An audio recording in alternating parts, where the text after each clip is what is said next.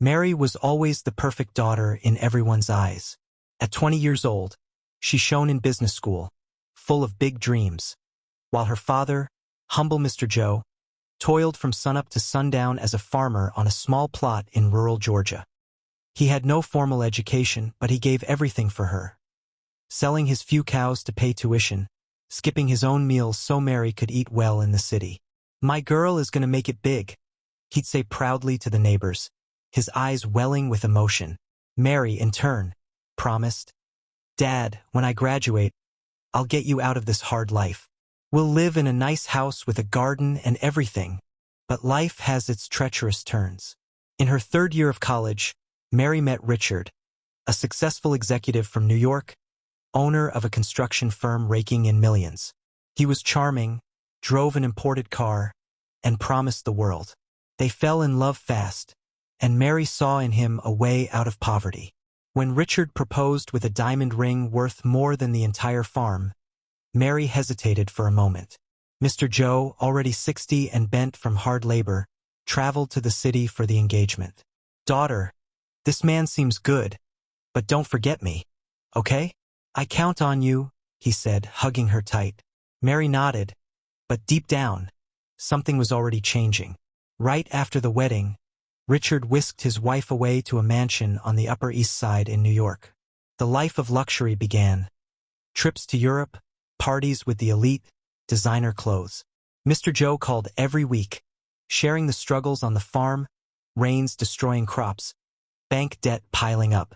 "Dad, I'm busy right now, but next week I'll send money," Mary would reply, always postponing. Richard, with his authoritarian ways, whispered in her ear, "Mary, your dad is a dead weight. He'll never fit in our world.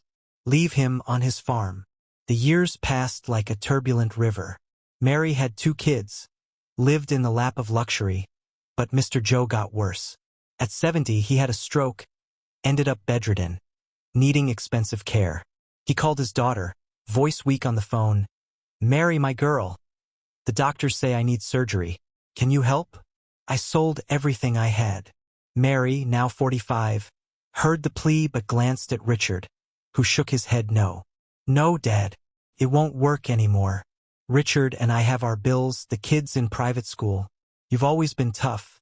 Figure it out. I'm not obligated to you anymore." Mr. Joe felt the world collapse.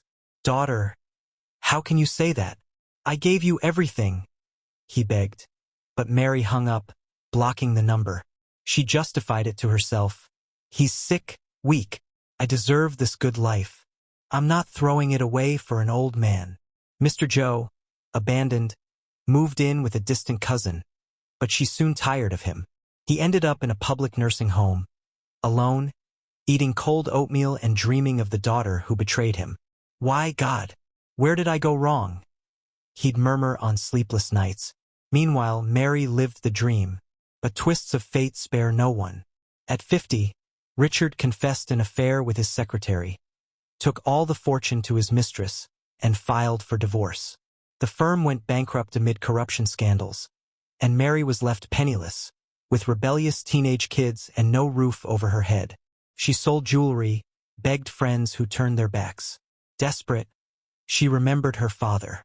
"Maybe he'll forgive me," she thought, boarding a crowded Greyhound bus to rural Georgia after 30 years of silence. Arriving at the old farmhouse, now renovated with an electric gate, Mary knocked on the door. Who opened it was Mr. Joe, but not the frail old man she imagined. He stood tall at 90, tanned, smiling with white teeth and a gold chain around his neck. Behind him rose a modern mansion with a pool and impeccable garden.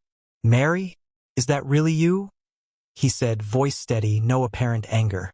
"Dad, forgive me. I was an ungrateful, horrible daughter. I lost everything. Richard ruined me. Help me, please," Mary cried, dropping to her knees at the entrance. Mr. Joe helped her up, offering a glass of water. "Come in, daughter. Let's talk."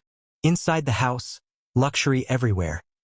Leather sofas, giant TVs, a maid serving coffee.